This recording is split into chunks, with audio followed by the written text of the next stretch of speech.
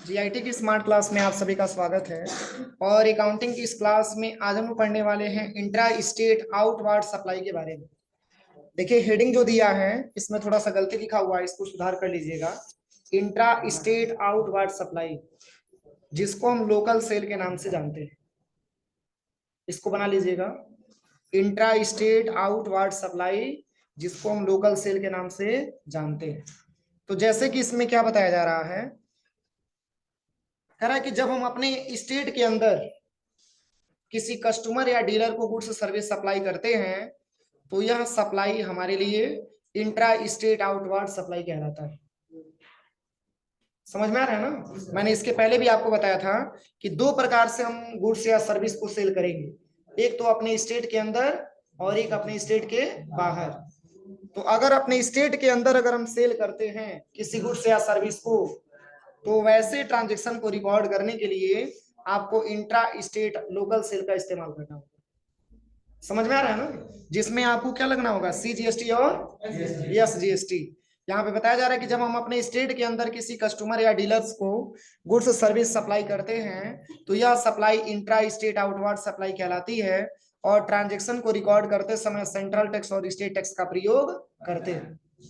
मतलब local cell में आपका CGST और SGST लगता है। मैंने बताया भी था, जब इंटर स्टेट की बात होती है तब उसमें IGST का प्रयोग हम लोग करते हैं, लेकिन इसमें लोकल सेल की बात हो रही है। और ये लोकल सेल का मतलब ये होता है कि ये सेल ऐसे सेल हैं जो अपने स्टेट के अंदर होते हैं। समझ में आ रहा है ना? अपने स्टेट के अंदर अगर किसी कस्टमर या डीलर्स को अगर हम कोई गुड्स या सर्विस सेल करते हैं तो ऐसे ट्रांजेक्शन को रिकॉर्ड करते समय हमको CGST और SGST का इस्तेमाल करना होता है।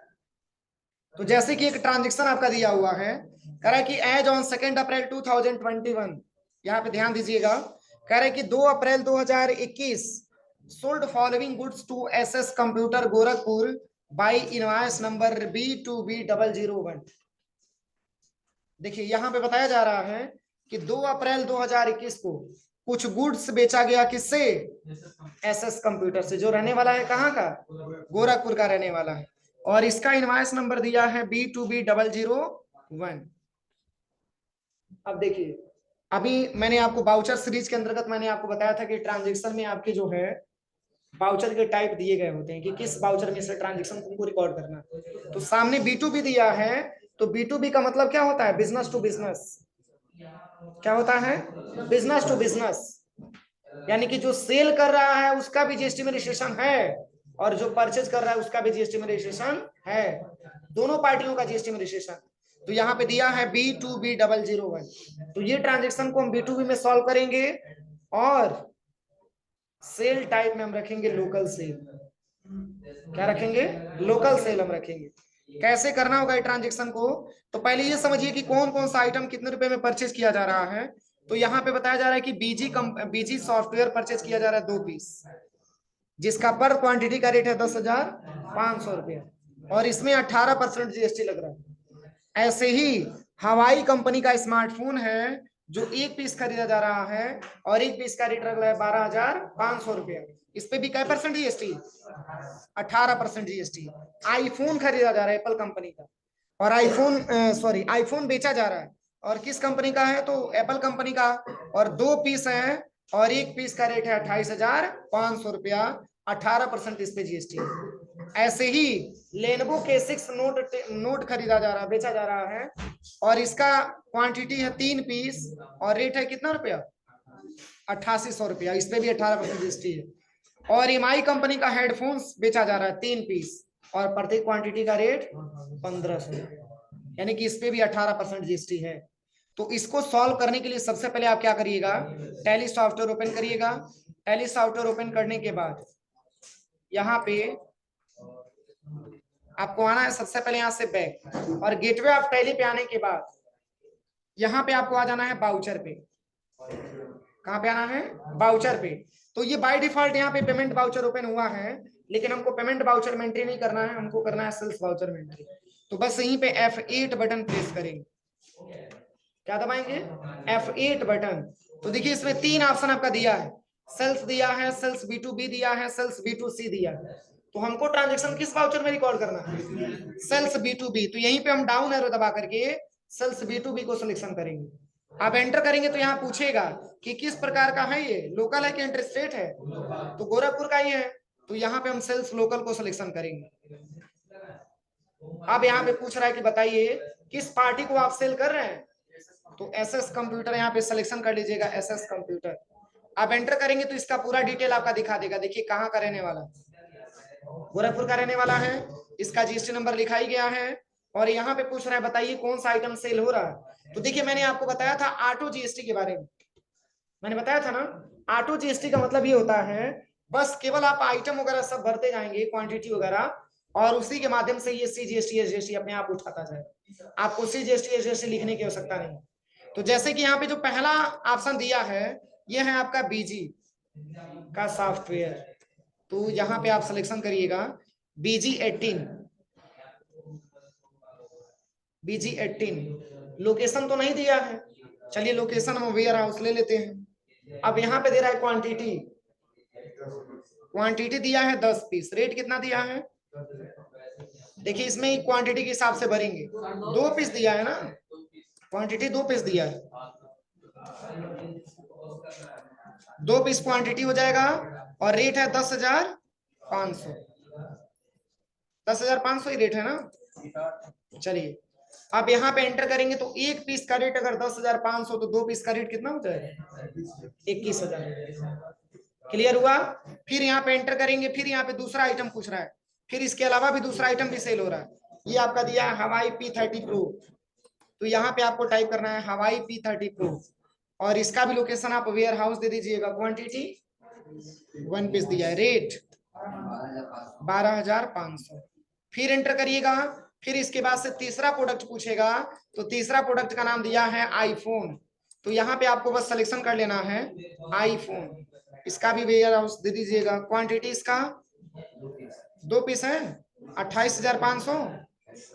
एंटर करेंगे, इसके बाद से लास्ट वाला ऑप्शन क्या दिया है, लेनोवो K6 नोट, यहाँ पे भरिएगा लेनोवो K6 नोट, यहाँ पे लेनोवो K6 नोट,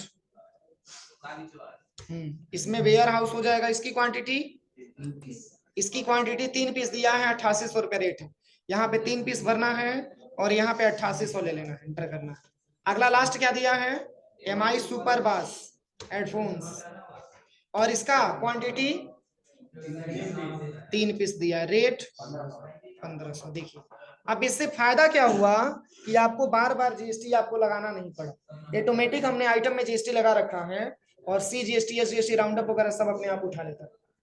तो इसमें तो राउंड अप की रिक्वायरमेंट है नहीं, राउंड अप की रिक्वायरमेंट कब आती, पॉइंट के बाद कुछ नंबर आता, पॉइंट के बाद अगर कुछ नंबर आता, पैसे में वैल्यू अगर आती, तब इसकी रिक्वायरमेंट आती, किसकी, राउंड अप की।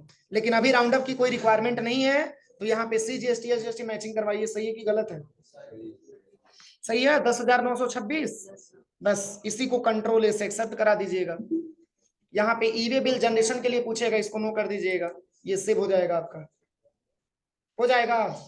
अब चलिए इसके बाद से क्या ऑप्शन दिया हुआ है, इतना बनाने के बाद इसके बाद से यहाँ पे बताया जा रहा है, देखिए सब लिखा हुआ है, CGST आपका 10,926 है, और SGST 9 मतलब 10,926 है, यानी कि टोटल हमने जो यहाँ पे सेल किया है 1,43,252 रुपए का सेल हुआ। अब चलिए अगला क्या दिया है, अगला दिया है चेकिंग टैक्स एनालिसिस,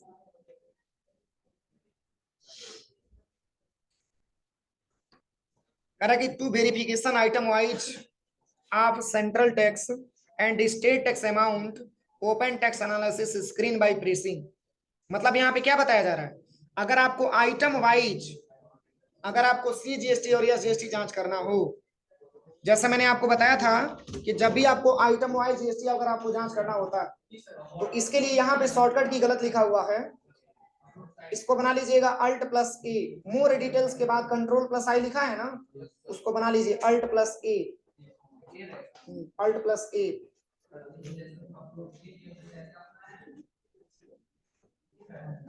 Ctrl+I की जगह पे Alt+A हो जाएगा, Alt+A हो गया। इसके बाद से जहां पे Alt+F5 लिखा हुआ है, जहां पे अल्ट प्लस F5 लिखा हुआ है वहां alt plus F1, alt plus F1 function key से F1, अल्ट प्लस F1 हो गया ना। देखिए ये किसके लिए दिया है, तो ये जांच करने के लिए, टेक्स्ट की जांच करने के लिए मैंने प्रत्येक आइटम पे जीएसटी लगाया है कि नहीं लगाया। तो ये आपका आसानी तरीके से बता देगा कि किस आइटम पे जीएसटी है या किस आइटम पे जीएसटी नहीं है। तो इसके लिए क्या करिएगा, देखिए मैं बता रहा हूं, ये तो ट्रांजेक्शन सॉल्व हो जाएगा ना। ट्रांजेक्शन सॉल्व करने के बाद उसको एक्सेप्ट कराने के बाद तब आप आइएगा यहाँ पे स्टेप बाय स्टेप से बैक आइएगा और गेटवे ऑफ टैली पे आना है और यहाँ पे आ जाइएगा डिस्प्ले डे बुक और यहीं पे F4 बटन दबाइएगा। अब कौन से वाउचर में मैंने रिकॉर्ड किया है, किस वाउचर में, सेल्स B2B, तो यहाँ पे सेल्स B2B को सिलेक्शन करिएगा, ठीक है ना। यहाँ इसको ओपन कर लीजिएगा, ओपन करने के बाद किसी भी एक आइटम को आप सिलेक्शन करिएगा और यहीं पे अल्ट के साथ ए बटन दबाइएगा। देखिए टेक्स्ट एनालिसिस खुला है। अब अल्ट प्लस F1 बटन दबा करके डिटेल देख लीजिएगा। देखिए ऐसे डाउन एरो दबा करके पूरा आप जांच कर सकते हैं। कैसे मैंने किया एक बार और समझिए। जैसे बैक आते हैं, सबसे पहले गेटवे ऑफ टैली पे आपको आना है, ठीक है ना, और डिस्प्ले डे बुक पे आपको चले जाना है और यहीं पे चूंकि आपको पूरे वाउचर के बारे में तो नहीं जानना है, एक B2B का रिजल्ट आपको देखना है, तो यहीं पे F4 बटन दबा दीजिएगा। F4 बटन दबाने के बाद यहाँ पे आप सिलेक्शन करिएगा किसको, सेल्स B2B। जैसे देखिए मैंने कई सारे वाउचरों में एंट्री किया है, परचेज भी किया है, कंट्रा भी किया है, रिसिप्ट भी किया है और पेमेंट भी किया है और एक आपका सेल्स वाउचर का भी रिकॉर्ड हुआ है। तो मान के चलिए कि पूरे वाउचर का हमको रिकॉर्ड नहीं जानना है, हमको केवल सेल्स B2B का जानना है, तो उसी पे जब आइएगा तो वहीं पे F4 बटन प्रेस करिएगा। कहाँ पे, जब ऐसा इंटरफेस आपके सामने खुलेगा डेबुक वाला, यहीं पे आपको F4 बटन दबाना है। तो F4 का प्रयोग हम करते किस लिए, तो किसी ऐसे मतलब कोई ऐसा वाउचर है, किसी पार्टिकुलर वाउचर के बारे में अगर हमको जानना है तो इसके लिए हम F4 बटन का प्रयोग करते हैं। जैसे यहाँ पे क्या है, यहाँ पे पूरा आपको बता रहा है इस समय तक जो भी आपने ट्रांजेक्शन किया, लेकिन इसमें से फिल्टर करके देखना है केवल सेल्स B2B, तो बस यहाँ पे आपको F4 बटन दबाना होता है। किसी भी सिंगल पार्टिकुलर वाउचर के बारे में जानने के लिए डिस्प्ले डे बुक पे जाने के बाद F4 बटन दबा करके हम फिल्टर कर सकते हैं जिस वाउचर का हमको चेक करना है। तो यहाँ पे आप ले लीजिएगा सेल्स B2B। अगर आप इसको ओपन करेंगे तो मात्र एक ही ट्रांजेक्शन बताएगा, एक ही मैंने बताया था ना। फिर आप एंटर करिएगा, एंटर करने के बाद यहाँ पे किसी भी एक आइटम को आप सिलेक्शन कर लीजिएगा, यहीं पे अल्ट के साथ ए बटन दबाना है और अल्ट प्लस F1 बटन दबाओ, हो जाएगा। अब चलिए अगला क्या दिया है, अगले ऑप्शंस के बारे में समझते हैं। देखिए एक और ट्रांजेक्शन आपका दिया है, B2C का दिया है। यहाँ पे कह रहा है कि as on 2 April 2021 sold 1 piece Samsung Galaxy Note 10 plus by cash RS 22,000 invoice number B2C001। B2C की बात हो रही है, बिजनेस टू कंज्यूमर। जैसे कि मान के चलिए कि यहाँ पे ये बताया जा रहा है कि 2 अप्रैल 2021 को सैमसंग कंपनी का एक फोन बेचा गया और वो भी कैश से बेचा गया। समझ में आ रहा है ना। यहाँ पे ये बताया जा रहा है कि कैश सेल में दिखाया गया है कि एक पीस जो है Samsung Galaxy Note 10 plus smartphone बेचा गया है और जिसका रेट रहा है कितना, 22,000 रुपये। अब देखिए इसमें पार्टी का नाम क्या होगा, B2C की बात हो रही है तो पार्टी का नाम क्या होगा, कैश होगा। क्योंकि जैसे कि मान के चलिए हमारे पास 22,000 रुपया था और हम दुकान पे गए और हमने क्या कर दिया, फोन खरीद लिया, वो दुकानदार क्या करेगा, हमारा नाम नहीं पूछेगा, वो कैश से बिलिंग करके एक रिसिप्ट बना करके दे देगा। तो उसी के बारे में आप लिखा हुआ है, ये जो स्मार्टफोन सेल हुआ है ये किसी पार्टी को नहीं सेल हुआ, ये कैश सेल दिया गया, मतलब पैसा लिया गया उतना सामान दे दिया गया। तो यहाँ पे जो बाई कैश लिखा हुआ, अगर कंपनी का नाम रहता तो उसका जिसका मतलब जिसको हम बेचे होते उस कंपनी का नाम हम रखते, अपने कस्टमर का नाम रखते, लेकिन कस्टमर का नाम यहाँ पे नहीं दिया है तो बस कैश का ही लेकर यहाँ पे हम तैयार करेंगे। तो चलिए यहां से कैसे आपको ट्रांजेक्शन ये करना है, सबसे पहले यहाँ पे आ जाइएगा वाउचर पे। वाउचर पे आने के बाद बस यहीं पे आपको F8 बटन प्रेस करना है। और यहाँ आपको बैक स्पेस दबाना है और यहाँ पे आपको ले लेना है B2C और इसमें भी आपको सेल्स लोकल ही लेना। अब यहाँ पे पूछ रहा है बताइए कैश से खरीदा गया है ना, तो यहाँ पे हम कैश रखेंगे, फिर एंटर करेंगे, फिर पूछेगा देखिए इसका जीएसटी नंबर वगैरह नहीं दिया है क्योंकि कैश का जीएसटी नंबर नहीं होता है, ये अनरजिस्टर्ड है। एंटर करेंगे, इसके बाद से यहाँ से पूछा जाएगा कि नेम ऑफ आइटम, कौन सा आइटम परचेज किया गया, सॉरी कौन सा आइटम सेल किया गया। सैमसंग गैलेक्सी नोट यहाँ पे बना लीजिएगा अल्ट के साथ सी, सैमसंग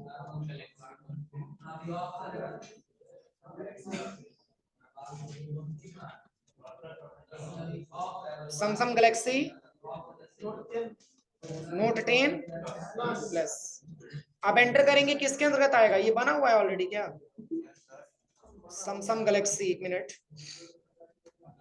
हाँ बना हुआ है। चलिए यहाँ पे लोकेशन वेयर हाउस ले लीजिएगा, क्वांटिटी में आपको एक ले लेना है और 22,000 रुपया रेट है। एंटर करिएगा, इसके बाद से जीएसटी या जीएसटी अपने आप उठा लेगा। देखिए सही है कि गलत है, सही है, हो जाएगा ट्रांजेक्शन। बस इसी को कंट्रोल से एक्सेप्ट करा दीजिएगा। अब चलिए एक बार बैक आते हैं, अगला क्या ऑप्शन दिया है, अभी मैंने दो ट्रांजेक्शन किया है, एक B2B और दूसरा B2C। ये दो ट्रांजेक्शन का रिपोर्ट चेक करने के लिए, जीएसटी R1 का रिपोर्ट निकालने के लिए यहाँ पे ऑप्शन दिया हुआ है। देखिए कहाँ कहाँ आपको जाना है सब यहाँ पे बताया गया है। कह रहा है कि रिपोर्ट चेकिंग जीएसटी R1, कह रहा है कि यह जीएसटी रिटर्न का रिपोर्ट होता है और रिपोर्ट में सारे सेल्स का डेटा होता है, इसलिए B2B और B2C के लिए हम अलग अलग वाउचर बनाया गया था। और इस रिपोर्ट को देखने के लिए यहाँ पे क्या करेंगे, सबसे पहले गेटवे ऑफ टैली पे आएंगे और जीएसटी रिपोर्ट पे आएंगे और वहां जीएसटी R1 का ऑप्शन मिलेगा, वहीं पे F12 बटन दबा करके इसको कॉन्फ़िगरेशन करेंगे।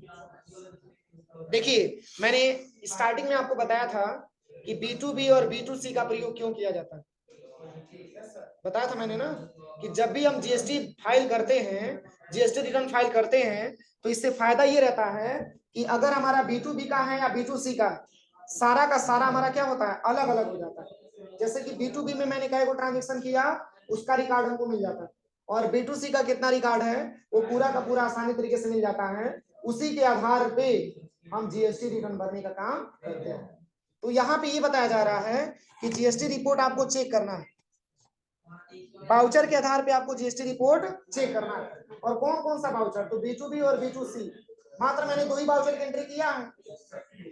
ये कह रहा है कि जीएसटी रिटर्न का रिकॉर्ड, सॉरी रिपोर्ट होता है, जीएसटी रिटर्न का रिपोर्ट होता है और रिपोर्ट में सारे सेल्स का डाटा होता है, इसलिए B2B और B2C के लिए हम अलग अलग वाउचर बनाया गया था। और इस रिपोर्ट को देखने के लिए आपको इतने सारे फीचर्स इनेबल करेंगे, मतलब जीएसटी R1 का रिपोर्ट हमको इसी तरीके से दिखा दे, इसके लिए आपको गेटवे ऑफ टैली पे आना है और जीएसटी रिपोर्ट पे आना है और वहीं क्या मिलेगा option, GST R1। GST R1 को सिलेक्शन करने के बाद इस ऑप्शन को इनेबल कर देना। देखिए कैसे करेंगे इसके बारे में बता दे रहा हूं। यहां से देखिए आपको यहां से सबसे पहले गेटवे ऑफ टैली पे आना है, इसके बाद कहां पे आना है, यहाँ पे पहले डिस्प्ले मोर रिपोर्ट्स पे आपको आना है। डिस्प्ले मोर रिपोर्ट पे जब क्लिक करेंगे तब यहीं पे आपको जीएसटी रिपोर्ट मिलेगा। देखिए यहाँ पे एंटर करना है, अब इसमें से क्या सिलेक्शन करना है, जीएसटी R1 आपको सिलेक्शन करना है। देखिए अब यहीं पे आपको F12 बटन दबा दीजिए।